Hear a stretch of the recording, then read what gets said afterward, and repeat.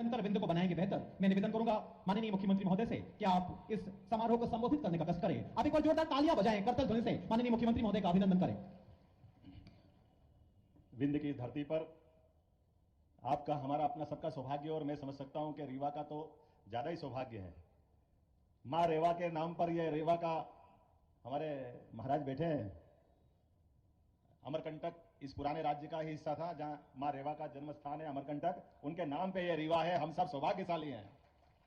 और रीवा अंचल में ही भगवान राम ने अगर 11.5 साल अपना वनवास काल का व्यतीत करने का निर्णय किया, तो वो चित्रकूट भी आप ही का हिस्सा है। तो इसलिए जोरदार तालियां बजा करके मेरे साथ 2 हाथ खड़े ऊपर करके बोलिए जय जय श्री राम, जय जय श्री राम।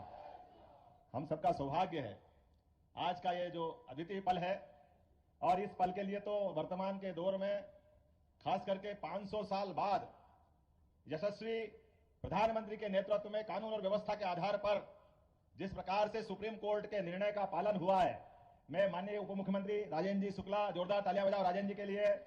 माननीय सांसद जनार्दन मिश्रा जी, जोरदार तालियां जनार्दन जी के लिए। भाजपा के जिला अध्यक्ष मेरे मित्र डॉक्टर अजय सिंह जी के लिए भी जोरदार तालियां बजाएं। हमारे विधायक गुड़ बहुत वरिष्ठ नेता नागेंद्र सिंह जी के लिए जोरदार तालियां बजाएं। नागेंद्र सिंह जी की लोकप्रियता ऐसी जबरदस्त है कि इस उम्र में भी नागेंद्र सिंह जी का नाम मात्र पार्टी रख दे तो पार्टी जनता परवारे जिता के पहुंचाती है। ऐसे हमारे अद्वितीय नेता है। हमारे इसी मंच पर विराजमान दिव्यराज पटेल, दिव्यराज सिंह जी, जोरदार तालियां बजा। मेरे अभिन्न मित्र हैं, आपके अपने यहां इसी रीवा साम्राज्य के महाराज रहे। हमारे लिए प्रदीप पटेल जी, जोरदार तालियां प्रदीप पटेल जी के लिए, विधायक है प्रदीप जी। यहां मंच पर मौजूद सिद्धार्थ, अब आप तालियां बजाते रहिए, नाम ज्यादा है और मेरे को 5:30 बजे के पहले वापस यहां से सबसे पहले खजुराहो जाना है। तो इसलिए नरेंद्र प्रजापति जी, जोरदार नरेंद्र प्रजापति जी, सिद्धार्थ तिवारी जी, राजेश पांडे जी, अनिल पटेल जी, नीता कौल जी, प्रणव प्रताप सिंह जी, वेंकटेश पांडे जी, वीरेंद्र गुप्ता जी, श्रीमती प्रज्ञा त्रिपाठी जी, श्री राजेंद्र पांडे जी, सुरेंद्र चंदेल जी, श्रीमती ममता गुप्ता जी, श्री राम जी प्रजापति, और हमारी इस अंचल की 2 मेरी मंत्रिमंडल की साथी बहनें, जोरदार तालियां प्रतिभा बागरी जी के लिए भी और राधा सिंह जी के लिए, जोरदार तालियां बजाइए। देखो लोकतंत्र गौरवान्वित कैसे होता है। लोकतंत्र गौरवान्वित करने के लिए एक बार फिर यशस्वी प्रधानमंत्री नरेंद्र मोदी जी के लिए तालियां बजाएं, जिनके माध्यम से सरकार बनती है। सरकार के अंदर आने वाले मंत्रियों के लिए, चाहे मुख्यमंत्री हो तो एक अपने सामान्य परिवार का कार्यकर्ता जिनको उठा करके कहां से कहां पहुंचाते ये नरेंद्र मोदी जी कर सकते हैं। जोरदार तालियां नरेंद्र मोदी जी के लिए बजाइए। भारतीय जनता पार्टी की सरकार में हो सकता है। और अपना रीवा तो आप तो 4 उंगली घी में और सिर कड़ाई में, मेरे साथ तो डबल है। आपका उप मुख्यमंत्री भी अपने रीवा के और आपके दामाद भी रीवा के, कितना ज्यादा आनंद आया इस बात के लिए। और बचा कुचा थोड़ी बहुत कसर अगर थी तो पहली बार वाले विधायक दोनों बहनें भी आपकी रीवा अंचल की, जोरदार तालियां बजाएं राधा सिंह जी के लिए, प्रतिभा जी के लिए। हमारे यहां पद का महत्व नहीं है, व्यवस्था में कार्यकर्ताओं को प्रशिक्षित करने का महत्व है। और इसी कारण से लोकतंत्र जिंदा किस बात के लिए होता है। लोकतंत्र की लंबी लड़ाई में अमर शहीद क्रांतिकारियों ने अपने बलिदान दिया है, अपने आत्म आहुतियां दी है। और रीवा का तो मैंने अपने दिवराज सिंह जी से सुना है, रीवा हमारा वो साम्राज्य है जब मुगल सत्ता ने तलवार के दम पर अच्छे को परास्त किया, तो रीवा साम्राज्य ने हमारी सनातन संस्कृति को बचाने के लिए सदैव युक्ति बुद्धि से अपना रास्ता निकालते निकालते पूरा सनातन धर्म को बचाने का प्रयास किया। मैं इस बात के लिए आनंदित भी हूं कि हां, रीवा का अपना वाकई समय आ गया विकास का। जोरदार तालियां बजाओ, अब कोई कोर कसर बाकी नहीं रहेगी रीवा के लिए। हमने अपने काम के आधार पर यशस्वी मुख्यमंत्री से शिवराज सिंह जी चौहान पूर्ववर्ती मुख्यमंत्री ने जब अपने विकास के कारवां को बढ़ाया यशस्वी नरेंद्र मोदी जी के नेतृत्व में, तो हमने पुनः संकल्प लिया कि आपने जहां तक बढ़ाया है हम उससे 4 गुना आगे ले जाने के लिए संकल्पित है। इसलिए आपकी कोई योजना, किसी प्रकार के विकास के काम को बगैर बंद किए और नए नए कीर्तिमान बनाएंगे, नई नई ऊंचाइयों पर ले जाएंगे। और इसीलिए काम का विकेंद्रीकरण करने का भी हमने सिस्टम बनाया है। सरकार को वल्लभ भवन से उठा करके संभाग तक और संभाग से जिले तक और जिले के बाद विधानसभा के अपने कार्यकर्ताओं के माध्यम से विकास के लिए गली गली, मोहल्ले मोहल्ले, हर जगह सरकार जहां रहेगी वहां तक विकास के आयाम को ले जाया जाएगा। और ये यशस्वी प्रधानमंत्री की सरकार है जिनने आह्वान किया कि हम सरकार में आए तो ये तमाम प्रकार के, जाना कितने प्रकार के षड्यंत्र होते सरकार बनाने के लिए।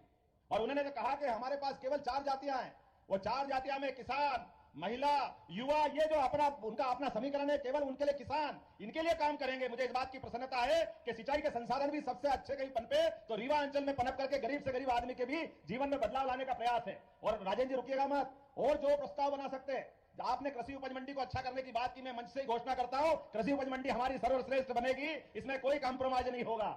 इसके अलावा भी विकास के मामले में आप रोजगार परक विकास की दृष्टि जरूरत है, और रोजगार परक विकास के लिए निश्चित रूप से अब हमारे लिए आने वाले समय में उद्योग धंधे, किसान की व्यवस्था, खास करके जिस प्रकार का समय चल रहा है, उद्योग धंधे में भी माइनिंग से जुड़े जिले जहां हमारी माइनिंग है, खनिज के बहुत अच्छे संसाधन है, उनके माध्यम से विकास होगा। तो वो जिले जहां ये पहले से लगे वो तो अपनी जगह है ही, लेकिन ऐसे जिले जहां इसकी दरकार है, अभी गुंजाइश है, उन जिलों के लिए विशेष सब्सिडी देकर के उनको भी खड़ा कर करे। प्रत्येक बेरोजगार के हाथ में सरकार कोशिश करेगी उनके जीवन में सुख का उजाला आए, उनका जीवन भी बदले। ये प्रयास हमारी सरकार का रहने वाला है। नई शिक्षा नीति के माध्यम से यशस्वी प्रधानमंत्री ने नया दरवाजा खोला है कि हाँ, विकास तो हम करेंगे, लेकिन केवल रोटी कपड़ा मकान की बात नहीं करेंगे। रोटी कपड़ा मकान तो होगा ही, लेकिन सनातन धर्म के मामले में कोई कॉम्प्रोमाइज करने वाले नहीं है। हम अपनी सनातन संस्कृति को भी सर्वोच्च स्थान पर रख करके आगे बढ़ेंगे इसी आधार पर, क्योंकि ये भारत अपने आप में इन विशेषताओं के कारण से ही दुनिया में सदैव आगे बढ़ता रहा है। इकबाल ने कहा है कि कुछ बात है कि हस्ती मिटती नहीं हमारी। तो यूनान, मिस्र, रोम बड़े बड़े साम्राज्य थे, लेकिन वो सारे के सारे साम्राज्य धराशायी हो गए। लेकिन हमारे अपने इस भारत की विशेषता है, ये अपने यहां पर अपनी परंपराओं के साथ अपने पुरखों के बनाए वो उच्चतम मापदंड, उनको सबको स्थापित करके चलता है। इसलिए प्रभु राम में आस्था करने का मामला हो तो हाँ कहता कि हाँ हमारे पूर्वज थे। अब यह अलग बात है कि उसके मामले भी लोग राजनीति करते हैं। जिनको राजनीति करना है वो राजनीति करे, उसकी परवाह भारतीय जनता पार्टी न कभी करी है न कभी करेगी। प्रभु रामचंद्र जी ने सारा जीवन अपना कदम कदम पर पूरे भारतवर्ष के लिए, समूची मानवता को धन्य करने के लिए गुजारा है। आज भी बच्चा बच्चा सबका सपना होता है कि राम राज्य होना चाहिए। भगवान राम को इस पृथ्वी पर अवतरित हुए 17 लाख साल से ज्यादा साल हो गए, लेकिन आज भी रोम रोम में राम समाये हुए हैं। और एक तरफ हम जब राम की बात करते हैं तो हमको मालूम है आज भी बड़े दुर्भाग्य के साथ कहना पड़ रहा है, अरे भाई सुप्रीम कोर्ट ने निश्चित कर दिया है। सुप्रीम कोर्ट से तो बड़ी कोई कोर्ट हो नहीं सकती है। सुप्रीम कोर्ट ने निश्चित किया कि हाँ अयोध्या में भगवान राम का मंदिर बनना चाहिए, वो मार्ग प्रशस्त होना चाहिए। मुझे इस बात की प्रसन्नता के मुस्लिम बंधुओं ने भी, जो पिटिशनर थे, उनने भी कहा कि हाँ हमको भी सहमति है, हम ये भगवान राम का मंदिर अयोध्या में बनना चाहिए। लेकिन अभी भी कांग्रेस के कुछ नेताओं का पेट दुख रहा है, अभी भी वो मानने को तैयार नहीं कि वह मंदिर बनना चाहिए। कोई इनको छोड़ने वाला है क्या? आप बताइए, ऐसे लोगों को कोई माफ करने वाला है क्या जो प्रभु राम के मामले में अड़ंगा लगाए? जीते जी पहले कह रहे थे प्रभु राम की बात करते हो, मंदिर नहीं बनाएंगे, तारीख नहीं बताएंगे। अब जब तारीख भी बता दी, मंदिर भी तैयार है, 22 जनवरी को हमारा अपना प्रभु राम के गर्भगृह में प्रवेश का भी मामला है, तो अब कह रहे हैं दूसरा मुद्दा खड़ा कर दिया। अरे भाई वो मूर्ति कहां है? अरे भैया तुम्हारा तो भरोसा ही नहीं था राम में, तो भगवान को कहां ढूंढ रहे हो? भगवान तो हमारे और आपके दिल में, जो प्रभु को राम को माने वो राम के। आपने तो केवल राजनीति की है। ऐसे राजनीति करने वालों को मैं निश्चित कह सकता हूं कि आज जिस प्रकार से जन आभार यात्रा के माध्यम से वैसे तो प्रदेश भर में माहौल बना है, लेकिन रीवा ने सबसे ऊंचा छक्का लगाया है, सबसे ऊंचा अपना आज का परचम लहराया है। मैंने इतने खराब माहौल में भी, जब बारिश, कोहरा, शीत, तमाम प्रकार के अवरोध, परमात्मा अपनी परीक्षा ले रहा है, लेकिन रीवा के लोगों ने और पूरे रीवांचल के लोगों ने जो स्वागत किया है, तो मैंने भी संकल्प किया है परमात्मा की दया से अगर सरकार के मुखिया का जवाबदारी दी है तो राजेंद्र जी और हम सब मिलकर के कोई कोर कसर नहीं बाकी छोड़ेंगे। प्रत्येक क्षेत्र में अपन आगे बढ़ेंगे, क्योंकि हमारी जवाबदारी है।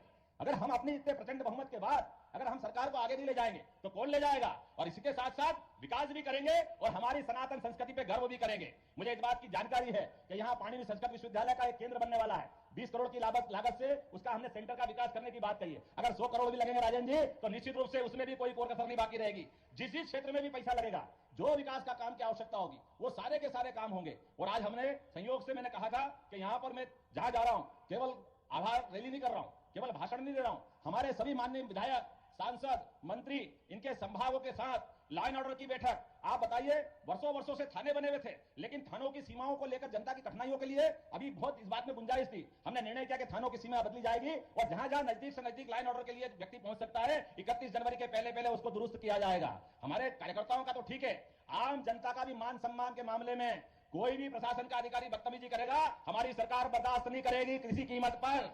वो कितना भी बड़ा अधिकारी क्यों न हो, सरकार का मतलब जनता की सरकार है, गरीबों की सरकार है, जनता के बीच से चुन के आते हैं, तो जनता का सम्मान करना हमारा भी दायित्व है और अधिकारियों का भी दायित्व है। इस मामले में कोई कॉम्प्रोमाइज नहीं किया जाएगा। जो शासन के निर्णय हैं, हम शासन के सभी निर्देशों का यथायोग्य पालन कराने के लिए कटिबद्ध है। इसलिए शासन ने जो जो निर्णय किए, उन सारे निर्णयों का पालन कराने के लिए हमारी सारी संभागीय बैठकें तय हो गई है। उन बैठकों के अंदर एक एक एसीएस तय किए हैं। हमने कोशिश की है वो सारे काम करें। आज थोड़ा समय कम पड़ गया राजेंद्र जी, तो आने वाली 16 तारीख को एक बार फिर रीवांचल में आएंगे, दोबारा बैठक करेंगे और विकास का एजेंडा बना लेना। तब तक वो सारे काम भी मंजूर करेंगे। आज लगभग 350 करोड़ के काम का तो यही से लोकार्पण, भूमि पूजन हमने किया। जोरदार तालियां बजाओ पूरे के पूरे काम को लेकर के। और आने वाले समय में फिर हम अपना संकल्प करेंगे। और मैं आप सबके माध्यम से आश्वस्त होना चाहूंगा, आप यशस्वी प्रधानमंत्री की 3 बार, अगर तीसरी बार सरकार बनाने के लिए तैयार है तो दोनों ताली बजाकर के अपने हाथ पे खड़े होइए, अपनी जगह पे खड़े हो जाइए और दोनों मुट्ठी बांध करके संकल्प करिए कि हाँ, हम सब संकल्प करते हैं कि नरेंद्र मोदी जी के नेतृत्व में आने वाले समय में भारत की नई तस्वीर बनाने के लिए भारत को नंबर 1 का देश बनाने के लिए निश्चित रूप से हम सरकार बनाने के लिए संकल्पित रहेंगे। तो मेरे साथ अगर बात से सहमत हो तो सभी जोर से बोलिए, भारत माता की, भारत माता की।